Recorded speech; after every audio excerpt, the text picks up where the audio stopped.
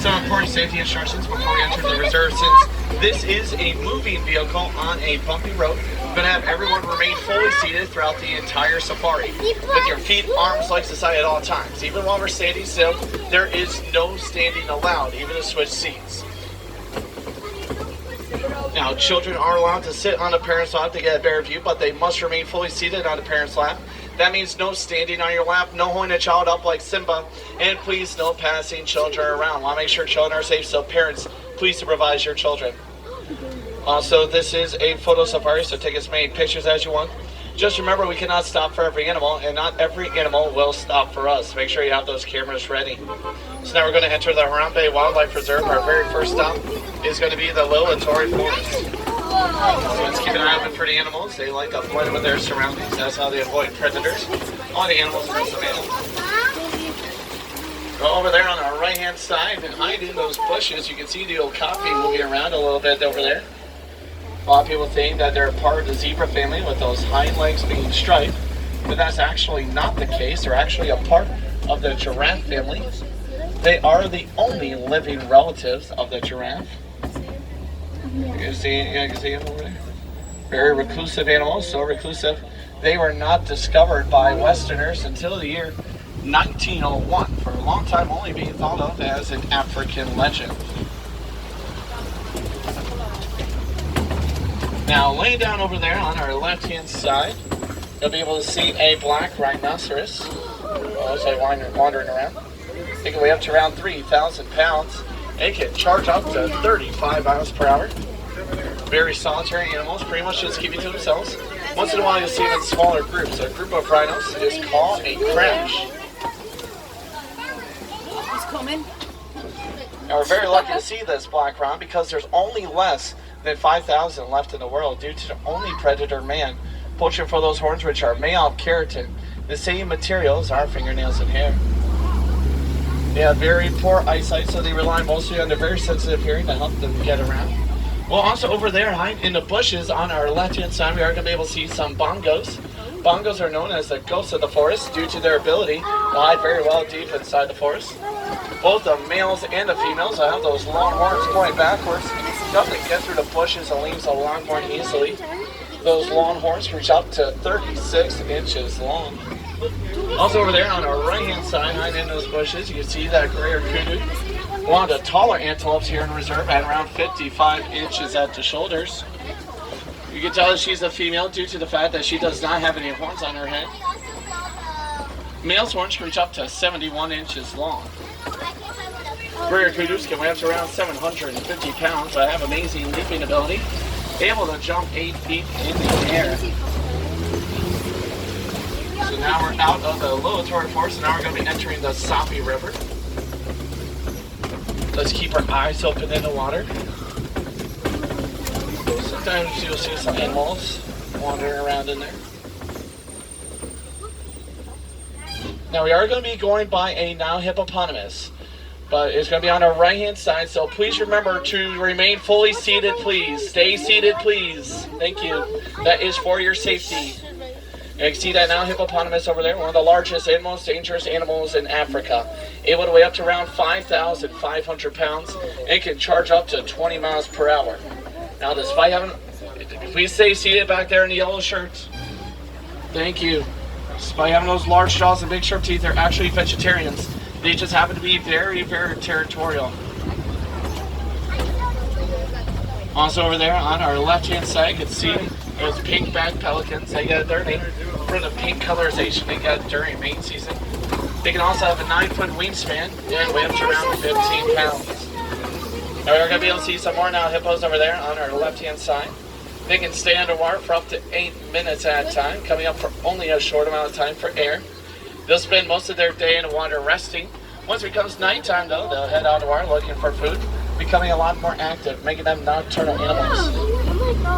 They are also closely related to porpoises and whales and are quite excellent swimmers, but they do not like to swim. Instead, they prefer to walk below the water. Makes it a lot easier for them since they can weigh so much. Now over here, going to be on our left-hand side, we're going to be able to see those Nile crocodiles. One of the longer animals here in reserve at around 20 feet long, pretty much as tall as a giraffe is. Now they can stay underwater for up to 2 hours at a time. Sometimes you'll see them with their mouth wide open. That's their way of letting out hot air, which helps keep themselves cool.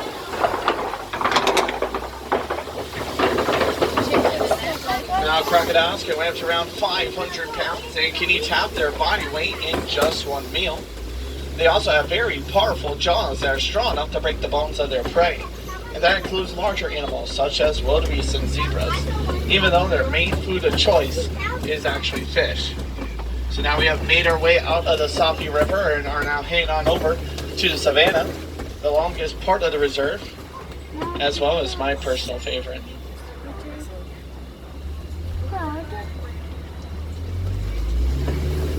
Now going to be on our right hand side, we are going to be able to see a baobab tree, also known as an upside down tree due to its branches looking like roots. Now it can remain leafless for up to 9 months of the year due to its ability to hold plenty of water in its large solid trunk. And it can also live to be 2,000 years old.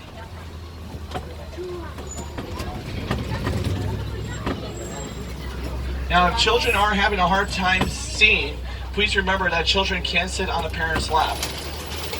So now here we are at the Serengeti grasslands of the savannah, which is very beautiful to look at, in my opinion.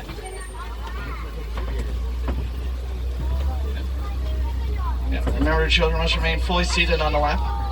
Very beautiful to look at, especially since the animals make it that way. The animals here make up a very important part of the ecosystem, with the antelopes eating the grass, keeping it nice and low. The giraffes eating the leaves on the trees, keeping them nice and trimmed. And the elephants like to knock down the trees, making more room for animals to wander more freely. Again, the nickname the bulldozers of the savannah. Now you can see the giraffe there trying to grab some food to eat. They use that long prehensile tongue to grip those hard-to-reach leaves. That long tongue can reach up to 20 inches long. It's a dark purple shade to make sure their tongue won't get sunburned since they're eating most of the day. And you can notice the very beautiful patterns there on the giraffe. Every pattern is unique to each one, just like our very own fingerprints. Notice how the patterns are jagged around the edges. One of the ways you can tell that these are Maasai giraffes and not the reticulated giraffes that you see on the animal spine guide. Please do not whistle at the animals. These are not house pets. Also over there on the right hand side you can see the Ankole cattle, also known as the Watusi cattle, named after the very first people to domesticate them, the Watusi tribe. They are the only domesticated animals here in the reserve. Those large horns on their head can reach up to 6 feet long and can be 8 inches around, but the horns are actually lightweight due to the honeycomb filling. They also have blood vessels in those horns which help to keep themselves cool, though they regulate their body temperature through their stomach. Now, does anyone know what a group of giraffes is called? A group of giraffes is called a tower, which is a very appropriate name since they are the tallest animals in the world, able to reach up to 20 feet tall, weigh up to around 2,500 pounds. Even when giraffes are firstborn, reach up to 6 feet tall and weigh as much as 150 pounds. They can also learn to walk within the very first hour of their life. Talking about more about the giraffes in just a little bit.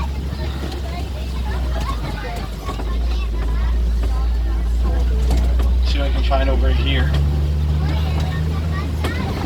Over there on our left hand side you can see those African wild dogs, also known as painted dogs due to their coating. Every parent is unique to each one, just like our very own fingerprints. That's how they recognize each other. They are cute and adorable, and they are also the most successful predators in Africa. More successful than a lion, cheetah, or the hyena, hunting in packs and chasing their prey to the point of exhaustion. Also over there on the right hand side you can see those white-bearded wildebeest. They also go by the name of Gnu, spelled G-N-U. There could be thousands, if not a million, in just one herd. In fact, they are the second most densely populated animal in the world, right behind us humans. Now over there on our left-hand side, you can see those sable antelopes. They are the emblem for the Round Bay Wildlife Reserve. They use those large horns on their head to help protect themselves against predators, as well as the spar would follow antelopes, sometimes find for a mate.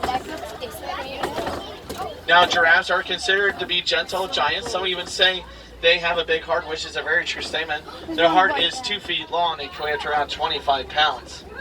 Also, you can see that termite mound over there. It takes termites around 4 to 5 years to make them. Made out of dirt, dung, and saliva. The sun will heat them up to make them almost as hard as concrete. Larger animals, such as a giraffe, will use them as a scratching post. Once they are worn down, small animals, such as the antelopes, will use them as a lookout post for predators. Now you can see another giraffe over there on our right-hand side. Giraffes sometimes will stand next to each other and swing their head at each other's bite, which is not a show of affection, but a show of dominance, which is called necking. You can tell how much necking a giraffe has done throughout their lifetime by how bald they are on their oxycontin cones. They also have the same amount of bones in their neck vertebrae as we do, 7. Just have to be a lot longer and a lot bigger. They're also ball jointed under each their bones. So that way they're able to bend their necks the way they're able to.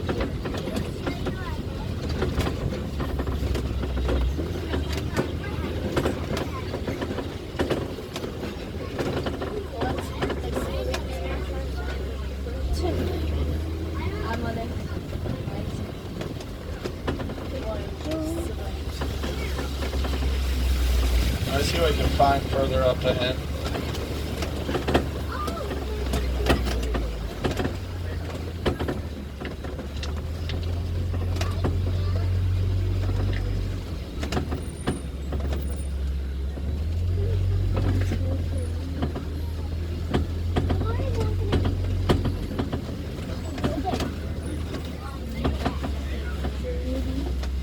You can see another baobab tree over there.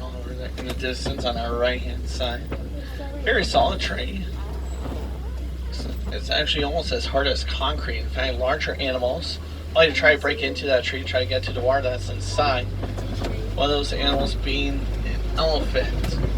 Now, oh wow, there's a lot of knockdown trees here.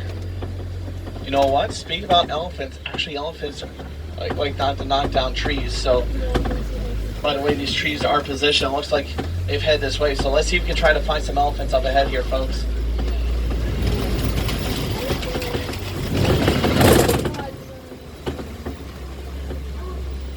Oh, over there on our left-hand side, running around there, might be able to see those mandrills. Mandrills are the largest monkeys in the world, able to weigh up to 100 pounds. They have a red and blue coloring on their face that gets brighter the more excited they become. Oh, over there on the right-hand side, you can see that African elephant. You can tell he's an African elephant, not just because we're in Africa, but also the ears are in the shape of the continent of Africa. They also have blood vessels in their ears, so whenever they wave those ears like that, it gets the blood flowing, which helps keep themselves cool. And you can tell he's a male elephant due to the fact that he is all by himself.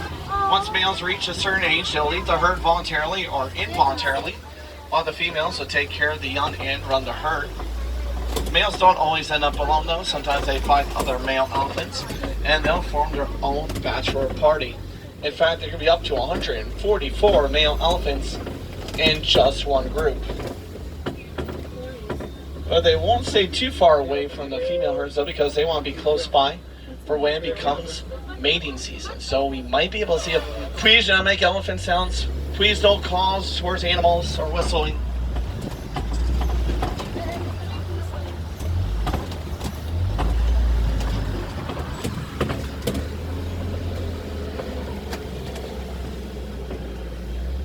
Now let's see what I can find up in here. So hopefully you get to see that female herd up ahead, which will consist mostly of females, maybe a younger male or two. We might even be able to see a baby elephant if we are lucky. Female elephants can reach up to 12 feet tall, weigh up to around 7,000 pounds, while the males can reach up to 14 feet tall and weigh a little less than 14,000 pounds, almost double what the females can weigh. What the? Everyone lead right! Lead right! Lead right! Go, go, go, go, go! We made it, folks. We made it. That was a close one. I did not see that coming. I do see some footprints up ahead, as well as some tusk marks on the right-hand side of that clay formation. Elephants do like to give that clay for the extra minerals they might not get during their daily diet. Now you're going to be able to see some African elephants up ahead. They'll usually have sand, dirt, and mud on their back. They use that as sunblock to protect their very sensitive skin from harmful sun rays. Elephants can also eat up to around 600 pounds of food a day and drink over 40 gallons of water a day as well, taking in around 5 gallons of water in their trunk and then releasing that water right into their mouth. Now, sadly to say, though, around 96 elephants a day are being poached for their tusks because they're made out of ivory. Unfortunately, ivory makes a lot of money in the black market, but it can actually help the elephants out by simply not buying ivory products. Less ivory purchase can reduce the demand for ivory, and therefore hopefully reduce the poaching of elephants. For a while, elephants were a huge problem for African farmers, eating and stomping on their crops. But after working with Disney's Animal Kingdom Conservation, they found out through studying their vocal patterns that elephants are afraid of bees. That's right, bees. Once they found that out, they put beehives around the farmlands. Not only did they keep elephants away in a safe manner, but also provided farmers with another source of income of honey. You can see one of the other elephants over there. Also over here, you can see a flamboyance of rare flamingos. These are the lightest pink of the flamingos.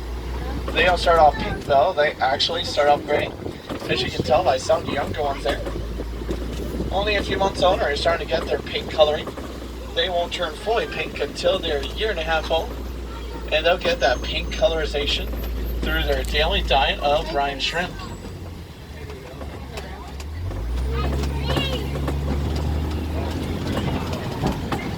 Now, if you look over there on our left-hand side, you can see that baby elephant over there. During the daytime, the baby elephants spend time with their relatives, such as their aunts and younger uncles. Once it becomes nighttime, their curfew's up and they have to go back home to mom.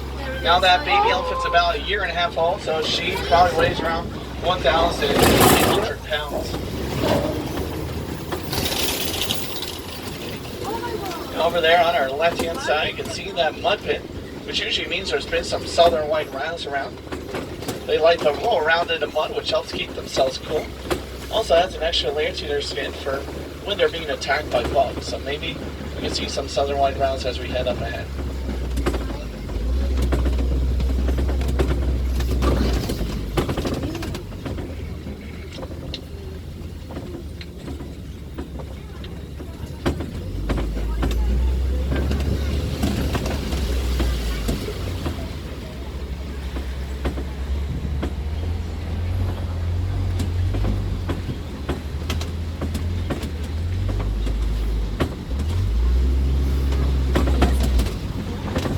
Now, if you look way up there on the hill, in between those trees, you can see the cheetah laying down over there. Cheetahs are the fastest land animal in the world, able to run up to around 70 miles per hour, only for a few hundred yards so they won't overheat themselves. Just past the grass part there. Use their non-retractable claws up and grip the earth as they run. They also use their muscular tail to help them change direction, much like the rudder of a boat. Now you can see another one over there on our left-hand side, right behind that tree. These are beautiful fur coats that blend with their surroundings, so that way they can sneak up on their prey. One of the only predators to hunt during the daytime. They use that black line around their eyes to make sure they're not blind by the sun as they are running. And they are also the largest cats in the world that can purr, able to weigh up to 150 pounds. Now here we have come up to the Kopi Rock Formation, which is the kind of place that lions like to hang around to get a better view of any potential prey out here in the savannah.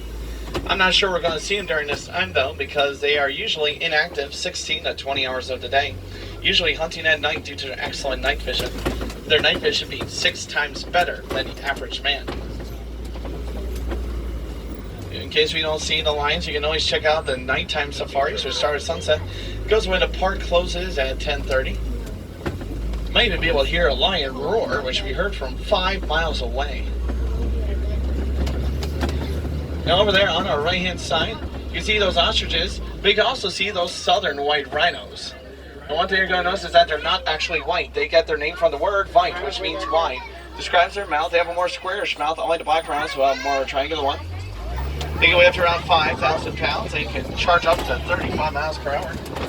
Unfortunately, they too are being poached for those horns, which are made out of keratin, the same material as our fingernails and hair. Their numbers aren't as down as the black rhinos. They are under the threatened category, though the numbers are still going down at an alarming rate. So as we're leaving the Kopi Rock Formation here, does anyone know the Swahili name for a lion? The Swahili name for a lion is Simba.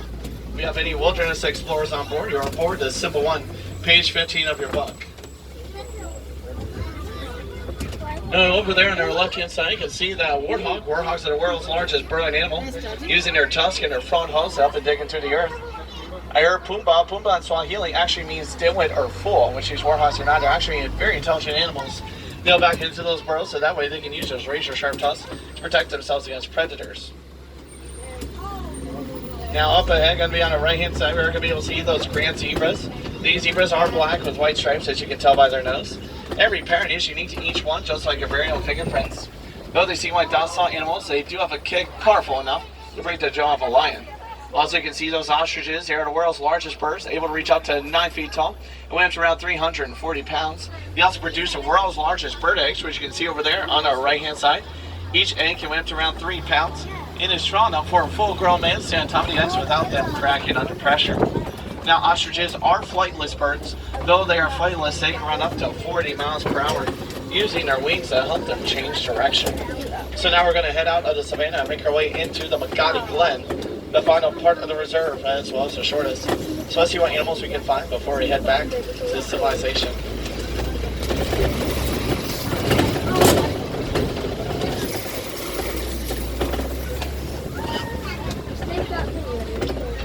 Now, up ahead, going to be on our left-hand side in just a moment, we are going to be able to see a scimitar and horned oryx.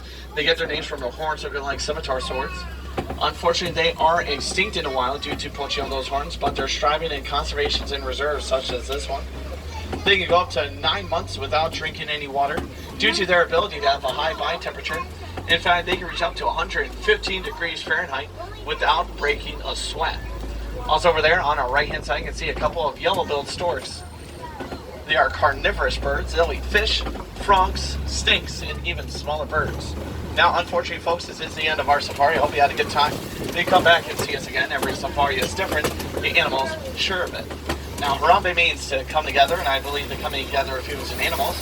Wild animals that we saw here today are endangered, so aren't even close to extinction, but you do your part to help protect them by talking to your local conservations.